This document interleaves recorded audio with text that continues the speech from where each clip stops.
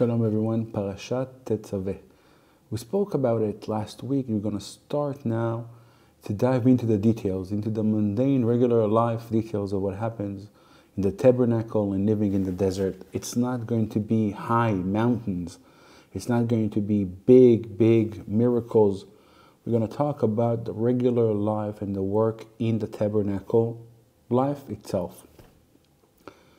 Regarding that, there is a very important saying that we read about in the book of En Yaakov, written by former Rabbi Jacob ibn Habib, some 500 years ago, 600 years ago. He basically took all the stories that are mentioned in the Bible and he wrote a book that's called En Yaakov, Eye of Jacob.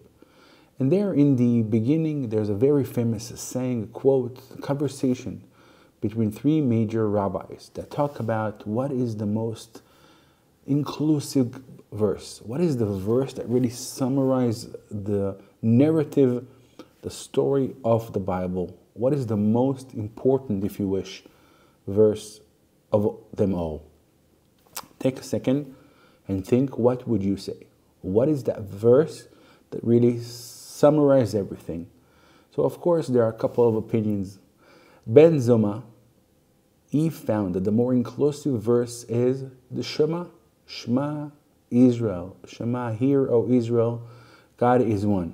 Very famous. This is the verse that people before they died, just before people died, they put their hands on their eyes and they commit to this verse that summarizes everything. That makes sense?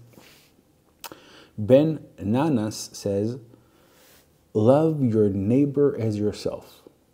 It's a very important verse. It really summarizes how God wants us to be better people. And in that, we almost say that living and loving your partners, loving your neighbors just like yourself is a very important thing. And then, suddenly, a verse from this week portion, you're going to be surprised. This is not the verse you were waiting for. And the verse, of course, is very mundane, very basic, that says, the first lamb you shall sacrifice in the morning, and the second lamb you shall sacrifice in the evening. Let it sink for a second. What? Why is sacrificing a lamb in the morning and in the evening is the most important or inclusive verse? Very important teaching. Now, if you're a parent, if you're a grandparent, or if you're just any person who really knows anything about life, you know this.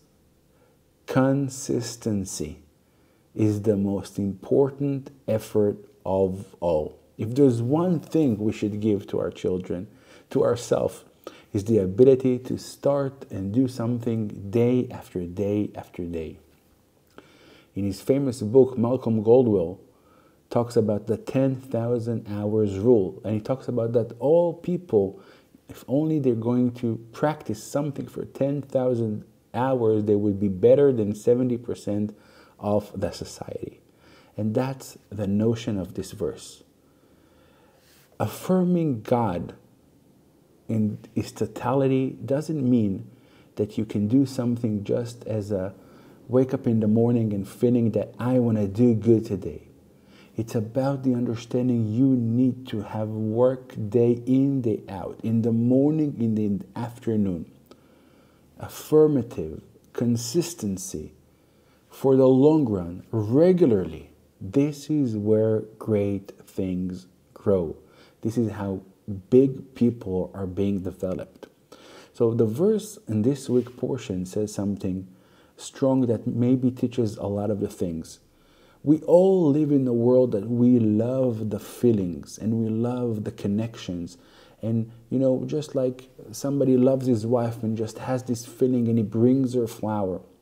If you were only going to wait till the time you're going to feel this love, maybe it's going to take a while till the next time you're going to give those flowers. I think the verses here says something about really the way we live life. How we should practice consistency. How we should know that although we are looking for the emotions and the spirit that brings us to do things right now, here, it's important, it's great, and the feeling and the emotions, it's all good. But what happens if you wake up tomorrow morning and you don't have those feelings?